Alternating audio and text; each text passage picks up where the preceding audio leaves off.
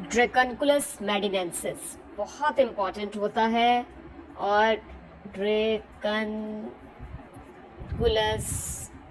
मेडिनेंसिस it's tissue nematode, ठीक है। It's tissue nematode, आपको क्लासिफिकेशन में भी पहले भी बताया। इट्स आल्सो कॉल्ड द गिनी फायरवर्म।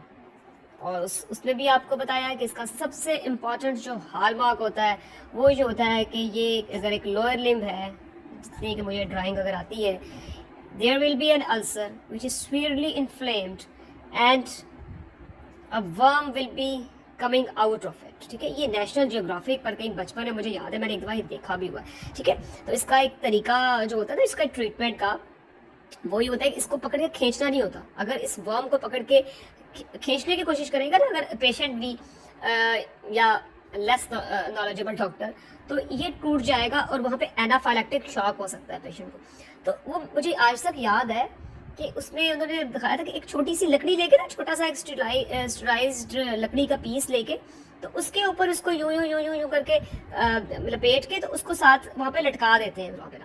तो वो आहिस्ता आहिस्ता आहिस्ता से छोटी सी लकड़ी के वेट के साथ वो आहिस्ता आहिस्ता आहिस्ता आहिस्ता बाहर आता है, ठीक है। और साथ तो ऑब्वियसली आप उसको एंटी हेलमेंट्स जो है वो तो देंगे। So the hallmark of this dracunculus medinensis, dracunculiasis guinea fireworm is that there will be an ulcerated inflamed lesion on the lower limb from which a larva will be seen coming out, ठीक है। ये तो ना बहुत लंबा हो गया। शुरू में मतलब इतना ये देखने में अजीब सा होता है, मतलब इस तरह करके शुरू में पहले वो अल्सर बनेगा, फिर वो बहुत इन्फ्लेम्ड होगा, तो उसके अंदर ना यूं करके वो झांक रहा होगा और फिर वो आहिस्ता आहिस्ता आहिस्ता आहिस्ता वो बाहर आएगा, ठीक है। सो और इसका डायग्नोसिस पे ये होता है, इसका क्लिनिकल डायग्नोसिस होता है ड्रेकनकुलस मेडिनेंसिस का, ठीक है। सो ये तो सबसे इंपॉर्टेंट बात ड्रेकनकुलस मेडिनेंसिस की हमने कर ली। अच्छा, अब अगली बात है कि जी होता कैसे है, ठीक है।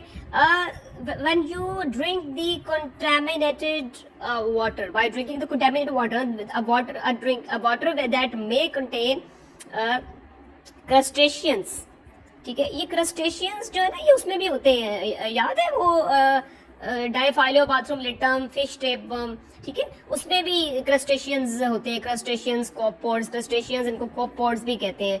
ये मुझे एग्जैक्टली बस मैं हमेशा मुझे देखा था झींगे विंगे होते होंगे शायद, ठीक है। तो by drinking the water that contains crustaceans or copepods which is containing the larva, ठीक है।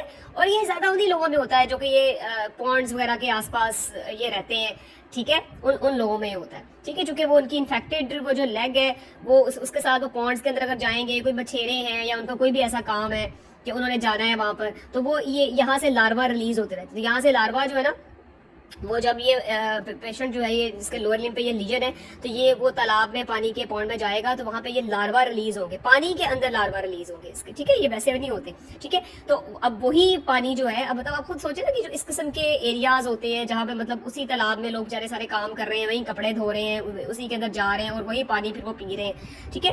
तो ये सारा सिलसिला ऐसे एरियाज का, ठीक है। अच्छा, अब यही पानी जिसमें ये लार्वा है, वो लार्वा पानी के अंदर ये जो क्रस्टेशियंस एंड कोपर्स होंगे, they will take up those larva and this water. If a person drink this water, so उसकी बॉडी में जाके वो क्रस्टेशियंस और कोपर्स वाला पानी जो है जिसमें लार्वा है इसका ड्रेकनकुलस मेडिनेंसिस का, सो larva will be released, it will be released in the intestine, it will released in the intestine, it enter the tissues, ठीक है।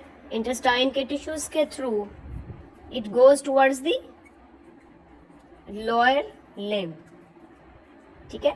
and there it causes the ulceration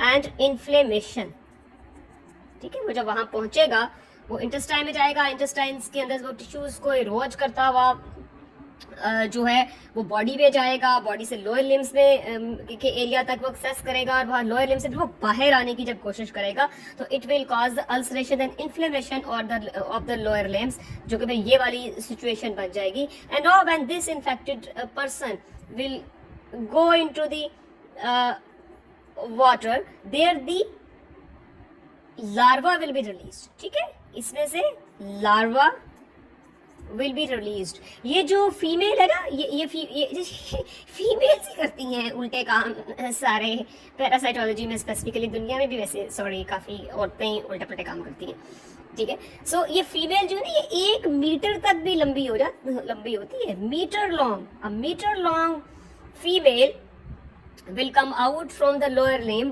through this ulcerated inflamed lesion, and now when this person will go into the water of the pond, the larva will be released there. Those larva will be taken up by the crustaceans and copepods, ठीक है, and the cycle will continue, ठीक है। ये है जी हमारा ड्रैकनकुलस मेडिनेंसिस, ठीक है।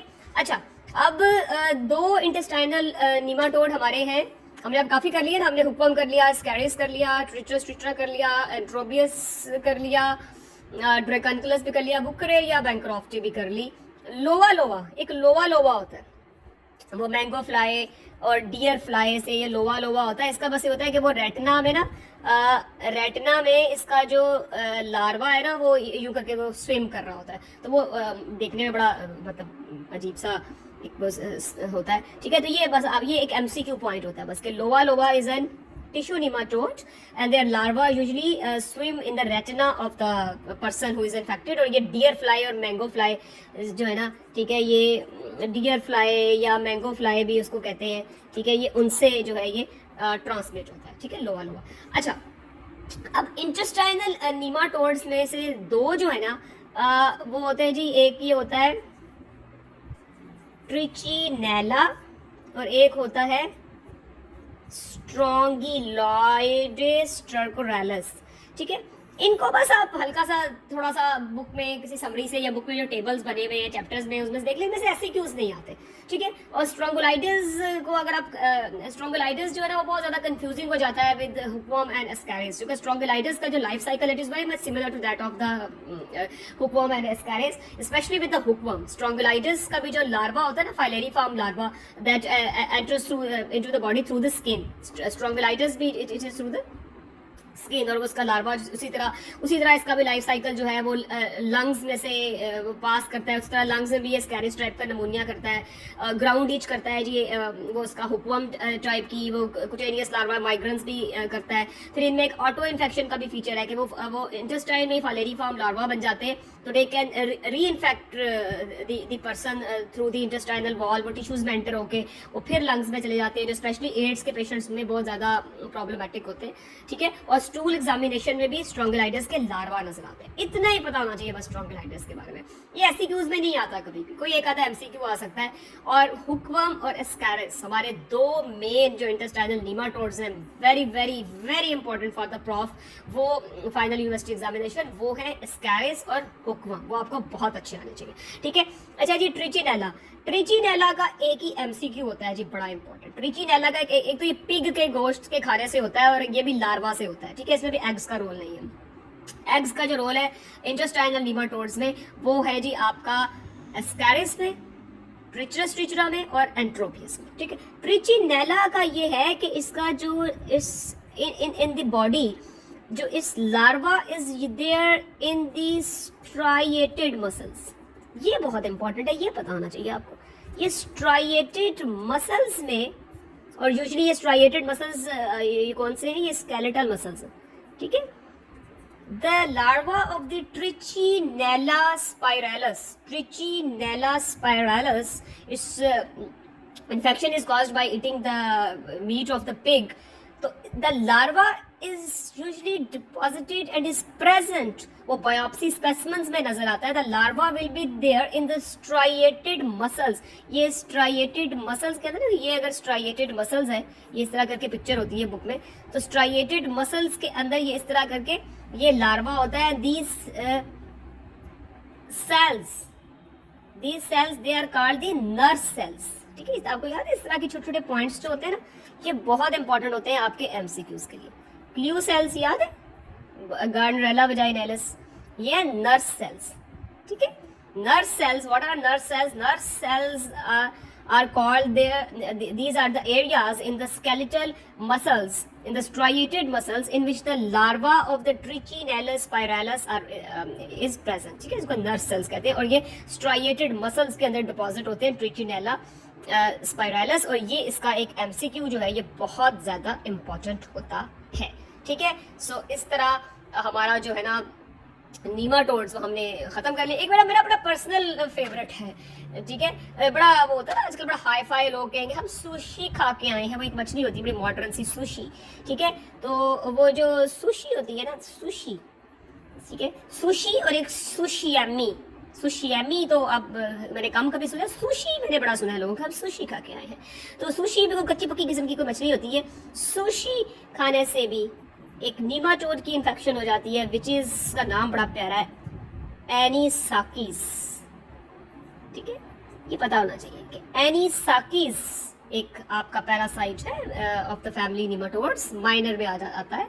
ठीक है, वो क्या खाने से होता है, वो ये जो मॉडर्न लोग सुशी खाते हैं, सुशी खाने से आपको एनासाकिस की इन्फेक्शन हो सकती है। या कोई शो मारे ना, अगर मैंने सुशी खाई है तो आप जैसे बताएं तो एनासाकिस की इन्फेक्शन हो सकती है।